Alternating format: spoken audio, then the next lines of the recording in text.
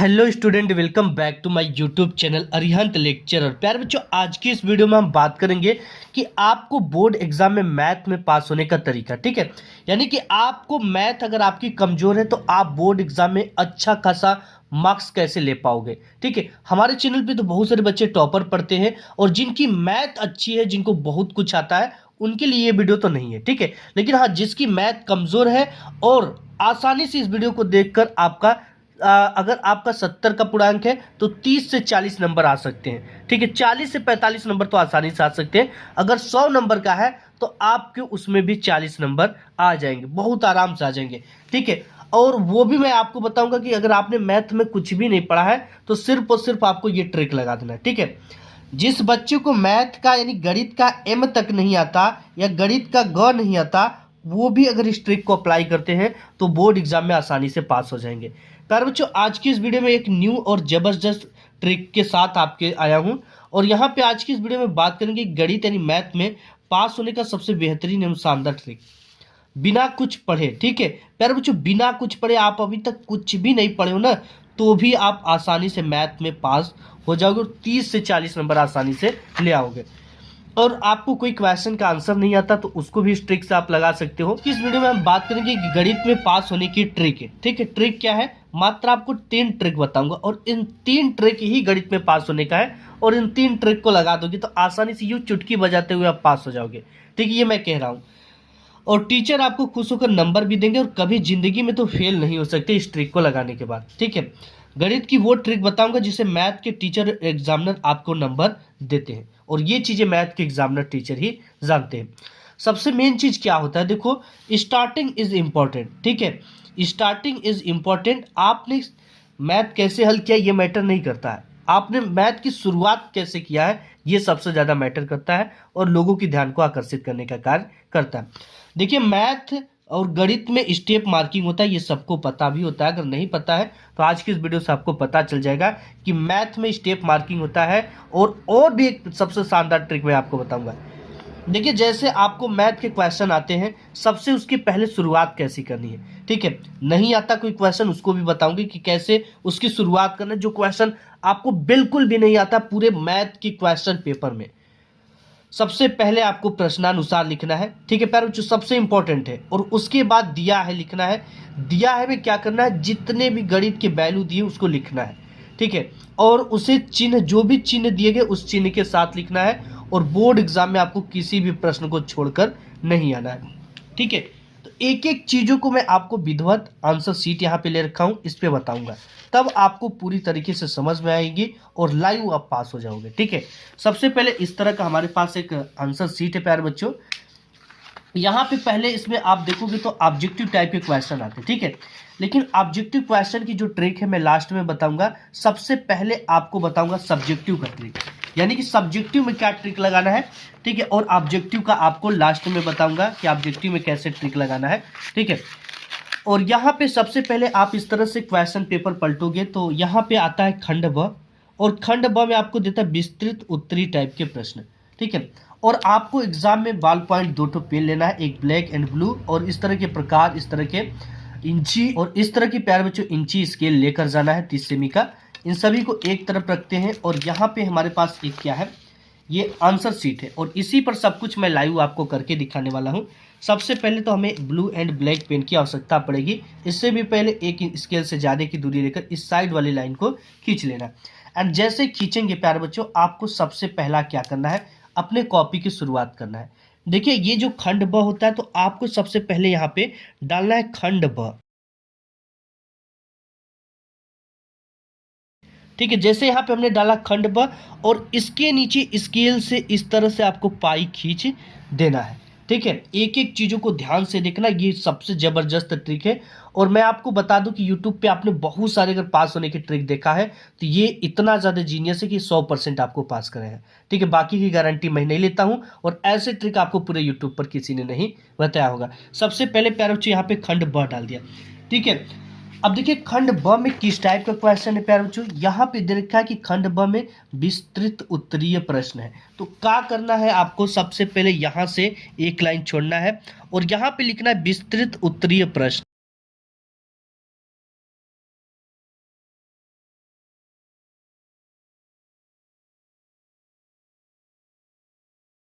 ये हमने डाल दिया विस्तृत उत्तरीय प्रश्न, ठीक है।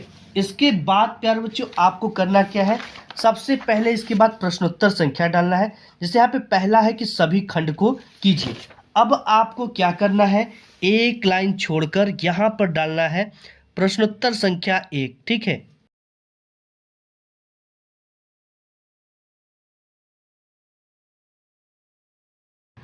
ये हो गया प्रश्नोत्तर संख्या 1। इसके नीचे स्केल से पाई खींच देना। देखिए हमने यहाँ पे प्रश्नोत्तर संख्या 1 डाला, इसके बाद इसमें क ख ग घ अंग च तक प्रश्न देते हैं। तो आपको बार बार प्रश्नोत्तर संख्या नहीं डालना है।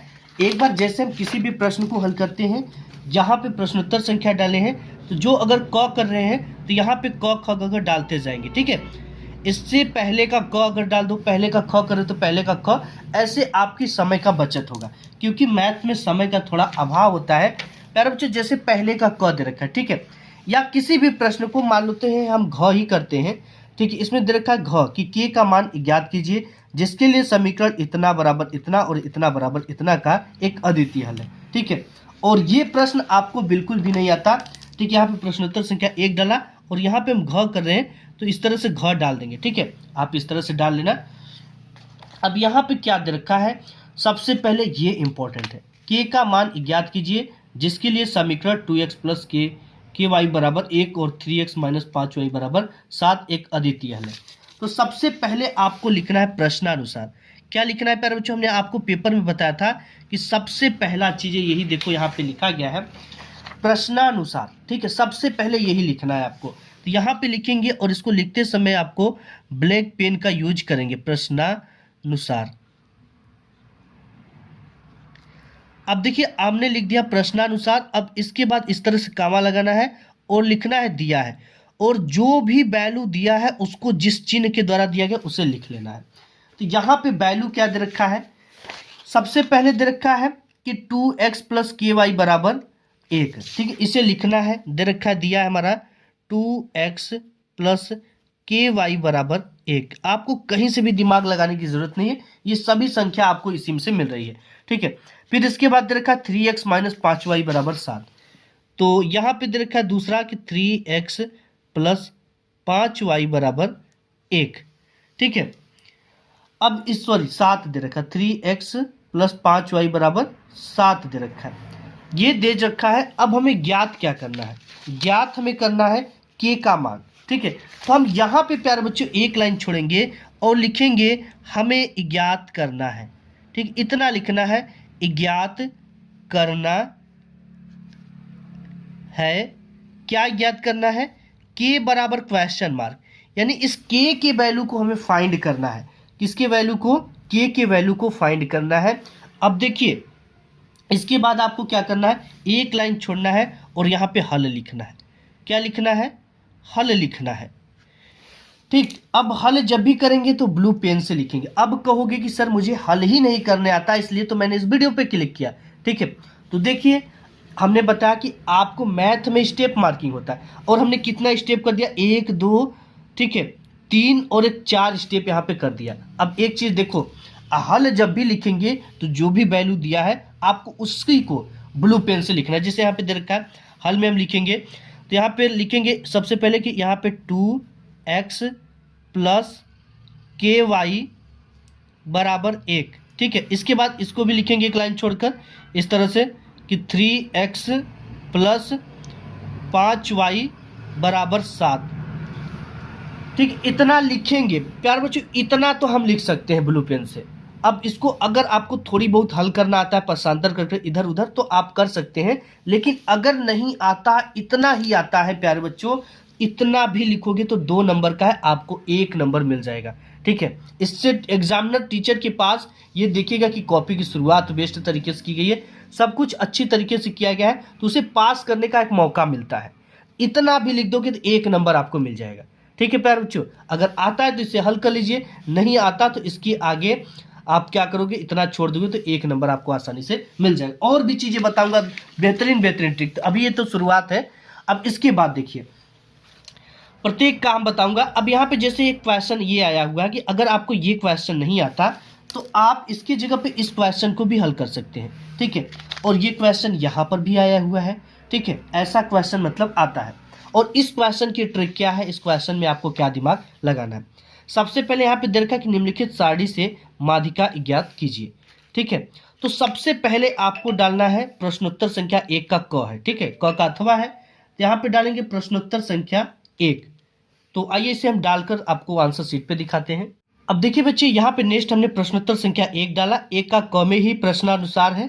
ठीक है, हमने बताया कि आपको सबसे पहले प्रश्नानुसार लिखना है, इसके बाद दिया है, और ये इस तरह का पहले के क में बॉक्स दिया था वाला में। ठीक है, तो अब आपको क्या करना है, इस ये जो बॉक्स इस तरह से दिया दे रखा है क्षैतिज, अब इसे क्या करना है, वर्टिकल में बनाना, यानी कि लंबवत टाइप का बनाना, जैसे यहाँ पे हमने बनाया। ठीक है, प्राप्तांक और विद्यार्थियों की संख्या आपको नहीं आता तब यहाँ पे प्राप्तांक और दे रखा है।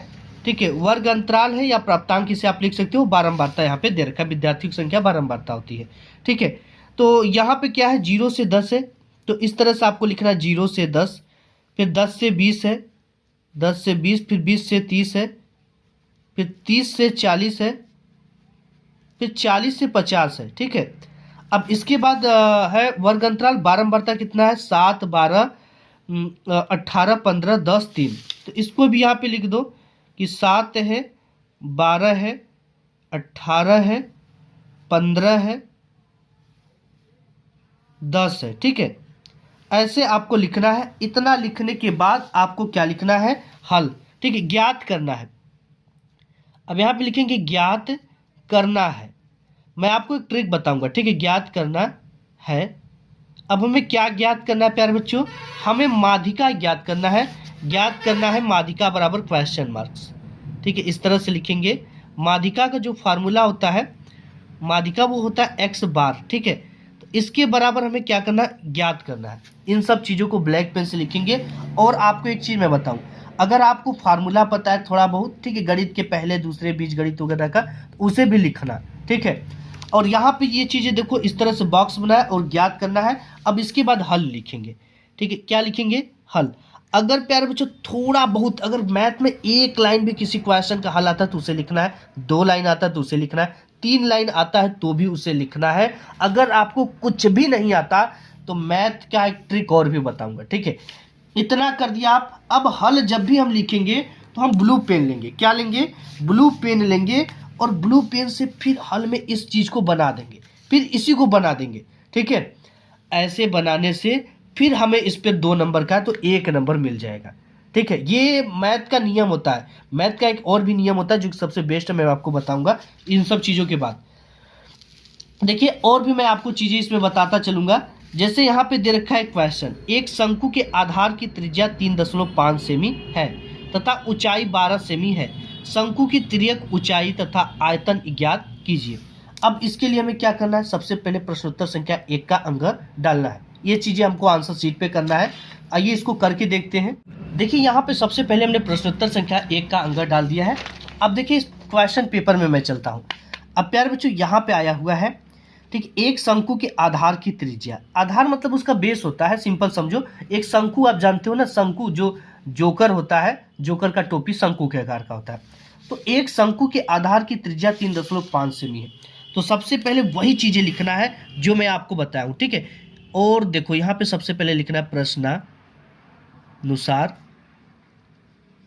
और इसके बाद क्या लिखना है, आपको दिया है, जो वैल्यू दिया है उसको लिखना है। ठीक है, दिया है, इसमें क्या क्या दे रखा है, शंकु के आधार की त्रिज्या 3.5 सेमी। त्रिज्या मतलब आर से दिखाते हैं, तो त्रिज्या आर बराबर 3.5, और यहाँ पे सेमी दे रखा है पीछे लगा ना, इसको जरूर लिखना है, यानी कि इसको छोड़ दे, इसको जरूर लिखना है। ऊंचाई 12 सेमी दे रखा। अगर आपको इसकी ये पता नहीं है कि त्रिज्या होता है इसका मतलब, तो ऊंचाई दे रखा है ना, ऊंचाई ही लिखो। ठीक है, यहाँ पे जैसे ऊंचाई दे रखा है तो आपको लिखना ऊंचाई, इसे एच से दिखाते हैं। अगर नहीं पता है किसी चीज़ का तो ऊंचाई कितना दे रखा है, 12, और सेमी आपको जरूर लिखना है, 12 सेमी। और इसमें पूछ क्या रखा है, तिर्यक ऊंचाई तथा आयतन ज्ञात कीजिए। तो हमें क्या ज्ञात करना है, लिखेंगे यहाँ पे कि ज्ञात करना है, ज्ञात करना है, क्या ज्ञात करना है, शंकु की तिर्यक ऊंचाई। ठीक है, तिर्यक ऊंचाई को एल से दिखाते हैं, एल बराबर क्वेश्चन मार्क। यार बच्चों, आपको तिर्यक ऊंचाई का समझ में नहीं आ रहा तो लिख देना, ज्ञात करना है शंकु की तिर्यक ऊंचाई। इस तरह से भी हम लिख सकते हैं, ज्ञात करना क्या, शंकु तिर्यक ऊंचाई, तिर्यक ऊंचाई, ठीक है। ये भी चीजें हम इस तरह से लिख देंगे अगर हमको इसका ये पता नहीं कि एल फॉर तिर्यक ऊंचाई होता है। और क्या ज्ञात करना है, इसका आयतन, आयतन को v से दिखाते हैं। अगर नहीं पता तो लिख देंगे शंकु का आयतन, शंकु की तिर्यक ऊंचाई तथा शंकु का आयतन ज्ञात करना है। अब इतने के बाद हमें क्या लिखना है, हमने बताया आपको हल लिखना है, हल लिखना है। अब जैसे हम हल लिखेंगे प्यारे बच्चों, इसको नीला पेन से हल करना है। अब देखिए हम शंकु वगैरह जो भी छोटा मोटा चित्र आता है, जैसे वृत्त आ गया, ठीक है, इन सब चीज़ों को बना लेना है, ठीक। जैसे यहाँ पे शंकु आ गया तो आपको सिंपली पहले क्या करना है, एक शंकु बना लेना है। इस तरह से आपको एक शंकु बनाना है, ये आपको स्केल से बनाना है प्यारे बच्चों। अब इसके जो बेस है, आधार की त्रिज्या, ठीक है, यहाँ पे दे रखा है कि एक शंकु के आधार की त्रिज्या 3.5 सेमी है। ये इसकी त्रिज्या, इसका ये बेस है, ठीक है। इसकी जो त्रिज्या है वो कितनी है, 3.5 सेमी। और इसकी जो शंकु की ऊंचाई है वो कितनी है, 12 सेमी। कितनी है, 12 cm. A B C D इसका कुछ नाम दे दो, ठीक है। और इसका नाम इस तरह से लिख देंगे शंकु, शंकु, शंकु। और यहाँ पे हमें हल करना है, ऐसे करना है, ठीक है। जब भी हल करेंगे, अगर इसका फार्मूला तिर्यक ऊंचाई की पता तो उसको लिख दो, ठीक है। आयतन का फार्मूला पता तो उसको लिख दो। और जितना भी हम स्टेप करते जाएंगे, एक इस तरह का एरो लगाते हैं, ठीक है। इससे एग्जामिनर को ये पता चलता है कि बच्चे ने इसके बाद नेक्स्ट लाइन किया है, नेक्स्ट स्टेप किया है। अब देखिए ये तो हो गया। इसके बाद और भी जो बड़े बड़े क्वेश्चन आते हैं उनको कैसे हल करना है। अब ये भी है कि निम्नलिखित बारंबारता सारणी एफ का मान ज्ञात कीजिए यदि विद्यार्थियों के प्राप्तांकों का माध्य 25 है। तो इसमें क्या क्या दे रखा है, विद्यार्थियों के प्राप्तांकों का मान माध्य 25 दे रखा है प्रश्नानुसार, और एफ का वैल्यू फाइंड करना है, और ये प्राप्तांक और विद्यार्थियों की संख्या दे रखा है, ठीक है। और यहाँ पे और भी चीजें हैं, जैसे यहाँ पे एक चिड़िया 80 मीटर ऊंचे पेड़ पर बैठी है, तो आपको एक पेड़ नुमा क्या करना है, इस तरह से खींच लेना है, साँचा खींच लेना है, ठीक है। जैसे यहाँ पे इस तरह से एक पेड़ इस तरह से खींच लेंगे, उसकी 80 मीटर ऊंचाई लिख लेंगे, 80 मीटर इस तरह से। पेड़ पर बैठी पृथ्वी तल की किसी बिंदु से चिड़िया का उन्नयन कोण 45 अंश है। चिड़िया क्षैतिज दिशा में इस प्रकार उड़ती है कि उसका पृथ्वी तल से ऊंचाई, मतलब जो भी करा उसका जैसा चित्र समझ में आ रहा है उसको लिख दो। या आप सबसे पहले क्या लिखना है, प्रश्नानुसार जो वैल्यू दिया है उसको आसानी से आराम आराम से लिखना है। जैसे यहाँ पे 80 मीटर दे रखा है, कोण बना उन्नयन कोण 45 डिग्री दे रखा है इसमें, ठीक है। 2 सेकेंड टाइम दे रखा और 30 अंश का कोण बनाती ये दे रखा है। इसका भी अगर कुछ भी नहीं समझ में आता तो इस क्वेश्चन को भी लिख दोगे तो ये 4 नंबर का 1 नंबर तुम्हें मिल जाएगा, ठीक है। ये गणित का नियम होता है, ये गणित का एक नियम है, ठीक है, कि आपने एक स्टेप कर दिया और इसका 1 नंबर मिल जाएगा। केवल सवाल आप इस तरह से लिख दो, कोई भी सवाल हो।